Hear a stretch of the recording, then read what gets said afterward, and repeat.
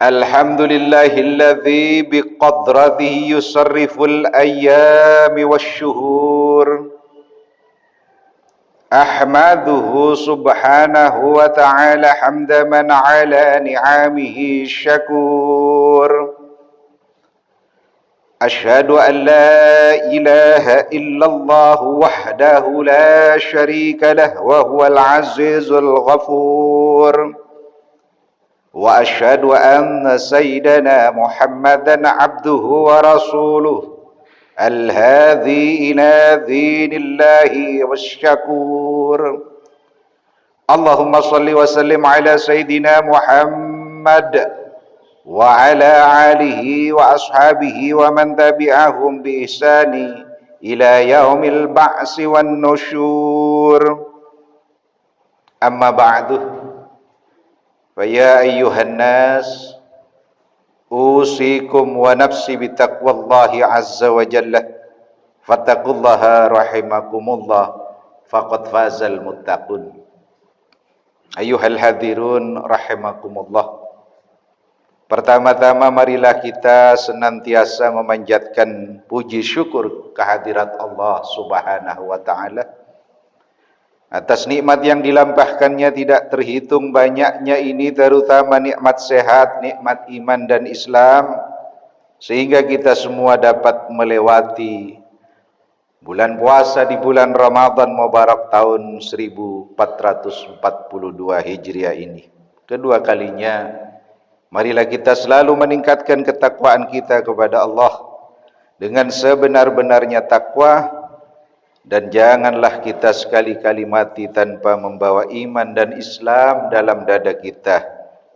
Marilah kita wujudkan ketakwaan dalam hati kita dengan senantiasa menjalankan perintahnya dan menjauhi larangannya.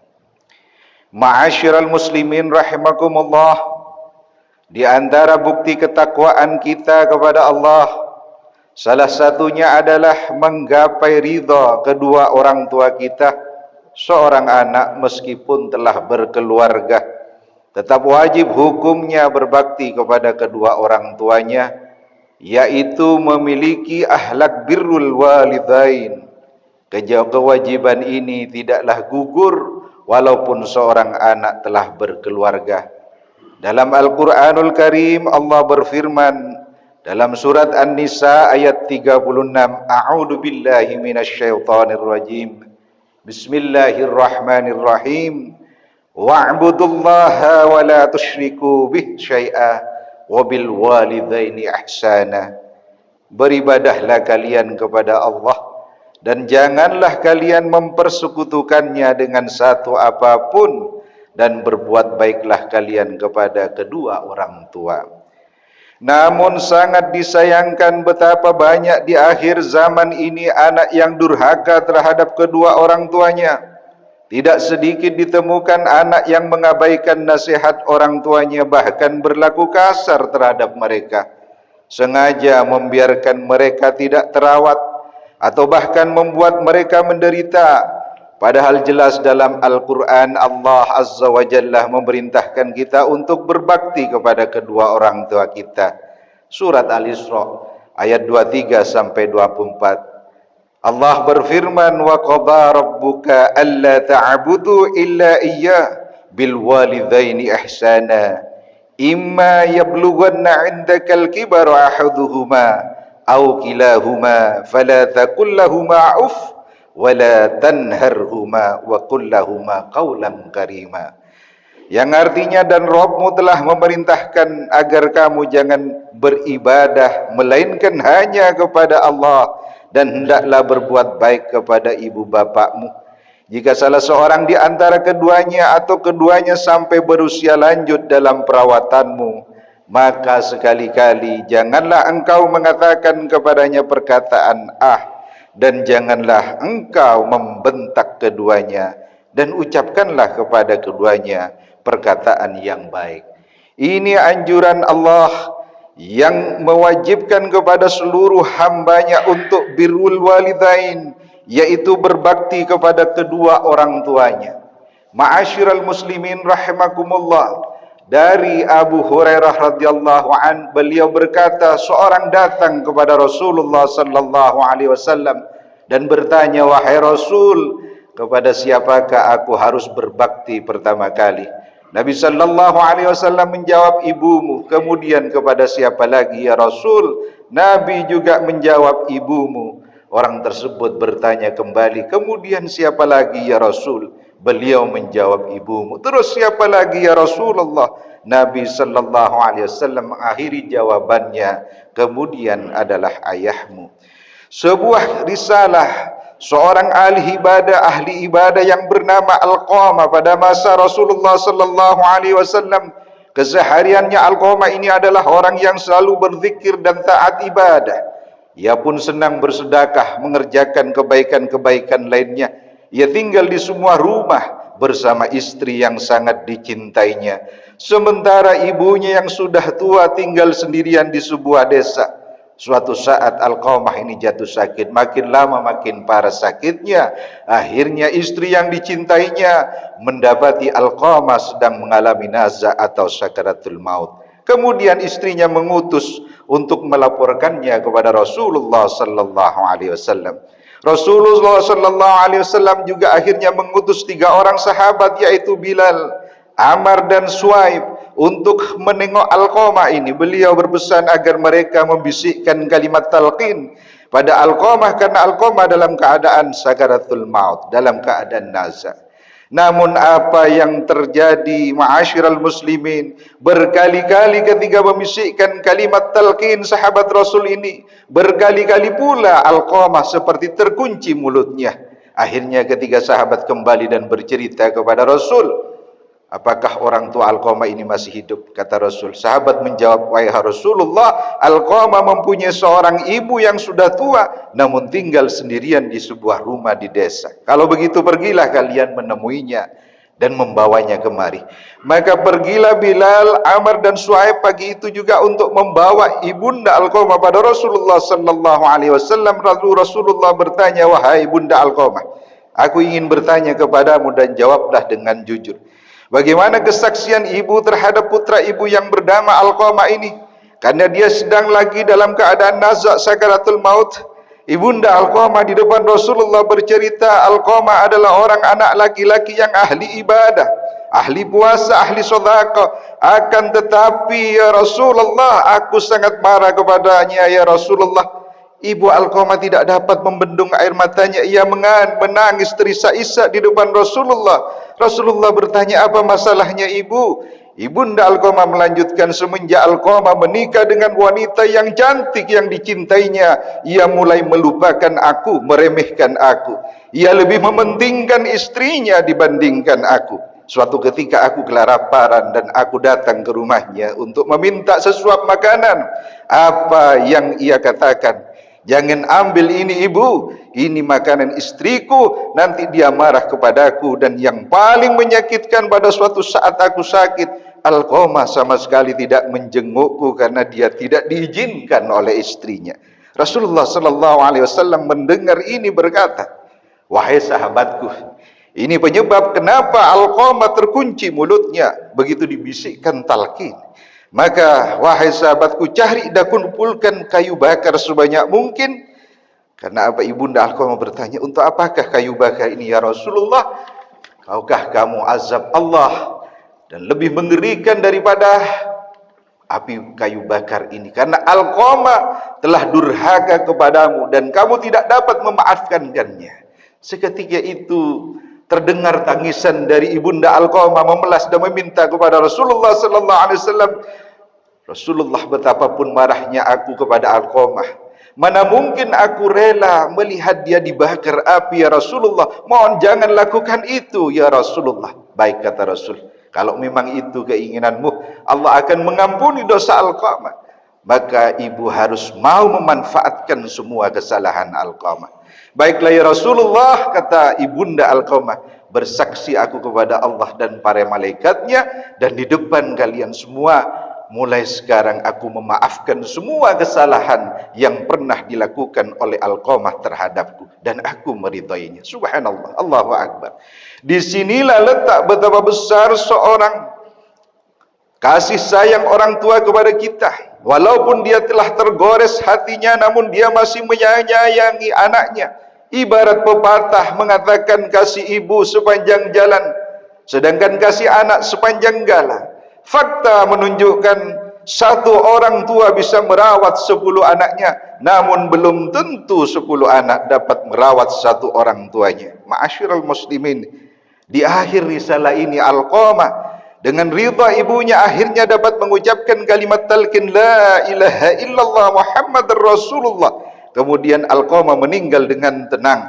Rasulullah berpesan pada pentakziah kala itu, wahai orang-orang yang beriman dan para pentakziah, para muhajir dan ansor, siapa saja yang mengutamakan kepentingan istrinya hingga ia melalaikan ibunya, maka ia akan mendapatkan laknat Allah, laknat para malaikat, laknat bumi. Allah tidak menerima amal ibadahnya, baik yang wajib maupun yang sunnah, kecuali ia bertaubat dan mendapatkan ridha dari kedua orang tuanya.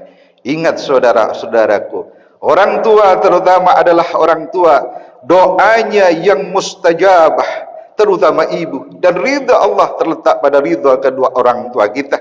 Kemurkaan Allah terletak pada kemarahan kedua orang tua kita. Maka kita harus introspeksi dan bertanyakan kepada diri kita, dan kita harus berupaya sekuat tenaga untuk mendidik anak-anak kita sehingga tercipta kepribadian yang baik.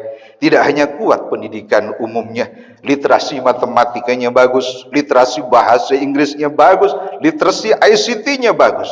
Namun lebih dari itu, kita harus didik anak kita menjadi anak yang cerdas disertai akhlakul karimah. Dalam istilah sekarang, tidak hanya mendidik mereka dengan meningkatkan IQ saja, intelligent quotient-nya dia, namun disertai emotional quotient, ya, sertai juga social quotient, dan sertai juga adalah spiritual quotient, sehingga anak kita menjadi anak yang soleh atau soleha, berbakti kepada kedua orang tuanya dan mampu selalu mendoakan kepada Allah setiap waktu di saat-saat dia selesai solat dengan doa Allahumma ufirli wali walidayya warhamhuma kama rabbayani saghira. Ya Allah, ya Tuhan kami, ampunilah dosa kami dan dosa kedua orang tua kami, kasih sayangilah keduanya sebagaimana keduanya memelihara kami sewaktu kami masih kecil. Ma'asyiral muslimin rahimakumullah, fakta menunjukkan ketidakmampuan kita sebagai orang tua menciptakan anak yang soleh dan soleha, menyebabkan fenomena di zaman belakangan ini banyak anak yang durhaka terhadap orang tuanya. Termasuk kita sebagai anak dari orang tua, tidak sedikit di antara kita selalu menyakiti orang tua kita, selalu menolak, menepis nasihat-nasihat baiknya karena telah merasa dewasa, karena kita telah merasa dewasa, merasa sangat kuat, merasa sudah jaya, merasa sudah berpangkat dan berpengetahuan. Kadang kita bahkan enggan mendekati mereka dan malu berjalan berdampingan dengan orang tua kita karena mereka sudah tua renta dan badannya sudah tidak indah lagi. Ingat Rasulullah sallallahu alaihi wasallam, ada 3 macam dosa yang azabnya diserahkan oleh Allah di dunia ini, tidak tertunda pada hari kiamat nanti. Salah satunya adalah durhaka kepada orang tua. Diperkuat risalah yang disampaikan oleh Ka'ab bin Hujrah radhiyallahu an berkata, ketika Rasulullah menaiki tangga mimbar pada khutbah Idul Fitri, Rasulullah terdengar berkata amin sampai 3 kali. Sahabat lalu bertanya kepada beliau, ya Rasul, apa yang engkau amini? Rasul bersabda, ketika aku menaiki tangga pertama, Jibril muncul di hadapanku dan berkata, celakalah orang yang menyelesaikan puasa di bulan Ramadan tetapi tidak memperoleh pengampunan dari Allah Subhanahu wa taala. Na'udzubillahi min dzalik. Maka aku berkata amin. Kemudian Ketika aku menaiki tangga yang kedua, Jibril berkata, celakalah orang yang apabila namamu disebut, dia tidak bersolawat kepadamu. Maka ini juga tidak baik.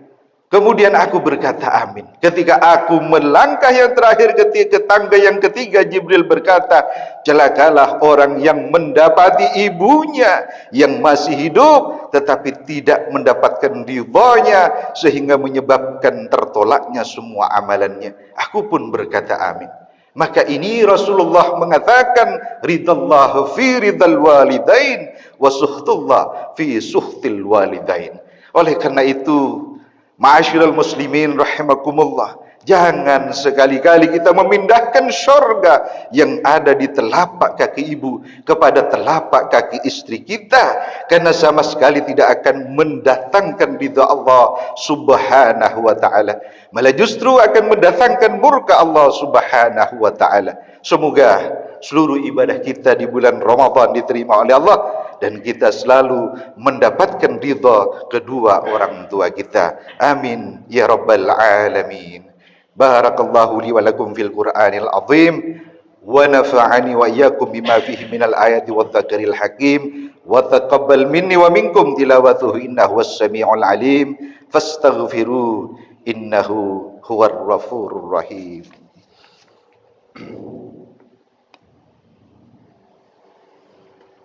اللهم صل على رسولك سيدنا وحبيبنا ونبينا وشفيعنا وقربنا مولانا محمد. اللهم صل وسلم على سيدنا